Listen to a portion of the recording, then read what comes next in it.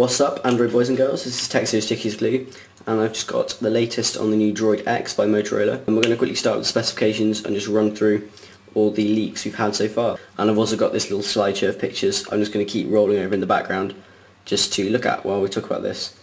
So the first thing is the huge screen. It's 4.3 inches, which is bigger than anything else we've got at the moment, especially with an Android.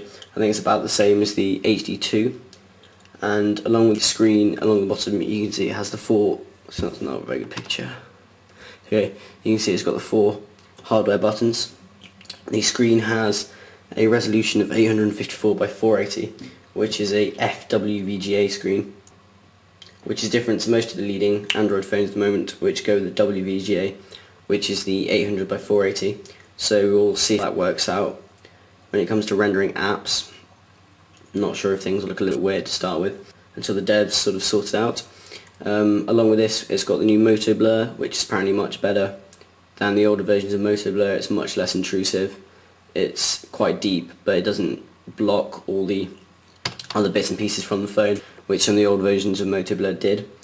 It's got on the back an 8 megapixel camera with a dual xenon flash, which is supposed to be pretty good, and it can record up to 720p HD video, which is also like the Samsung Galaxy S, which is quite nice to have, as the iPhone 4 also will have that. However, unlike the Galaxy S, it does have a physical button to take photos with, which some people quite like. I don't particularly like it, but it is quite a rare feature on Android phones, especially at the higher end. It also has a tap to focus feature, which apparently on the earlier models tested by people over at Engadget and places like that is a little bit dodgy, but that will probably get sorted out quite quickly. And another thing which is pretty exciting, it has a new Multitouch Keyboard, which I find quite exciting because hopefully that will get ported onto a lot more other Android phones to come out, for example on the Galaxy S, because that means it's going to be like the iPad. It's going to be much easier to type, much quicker, and that's something which is really going to set this apart from the other high-end phones, because the keyboard with multi-touch is going to be so much quicker. Just quickly with this photo, you can see the front of the screen is rumoured to be very, very glossy, and apparently it's appalling in sunlight, as it's not an AMOLED display. It's just I think it's an LCD backlit, which puts it sort of behind the Galaxy S as far as screen goes, because the Super AMOLED on the Galaxy should be very good even in bright sunlight. Also, like the Galaxy, it uses a GHz processor but not the Snapdragon, which most HTCs have been using. It's got a GHz ARM V7, which is an OMAP 360, which should be pretty quick. It's much quicker than the Snapdragon, especially for gaming, which the Droid has shown is that's quicker than the Snapdragons at the moment, and that's about half the power.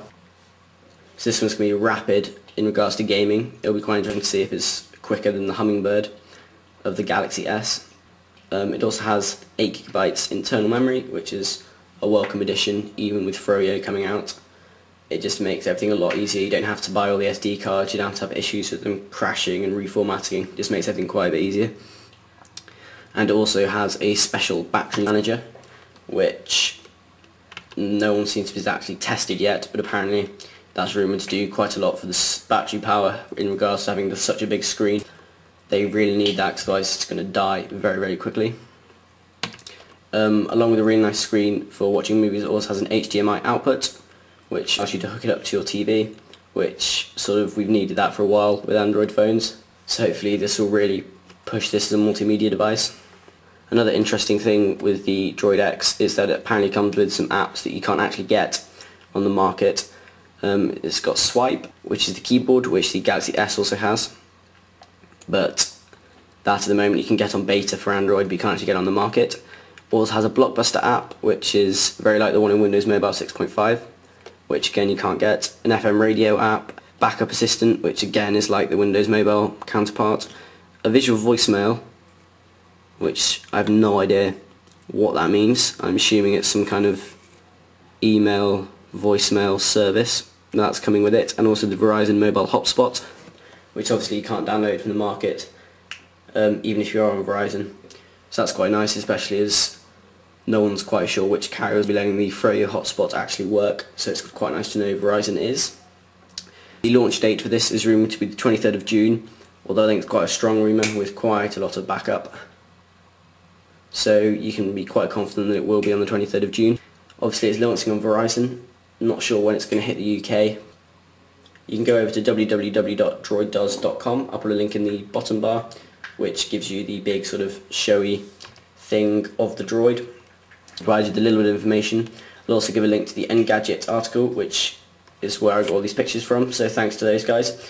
You can read all about it there, and they're doing a really good job. Last thing is, this is also called the Droid Shadow, so if you're looking to Google anything about it, if you Google Droid Shadow, that'll come up with the same sort of thing. So yeah guys, this has been a quick look at the new Droid X, and I'm interested to see what this is really like when it launches later this month. So this has been Texas Sticky's Glue, and I'll see you guys later.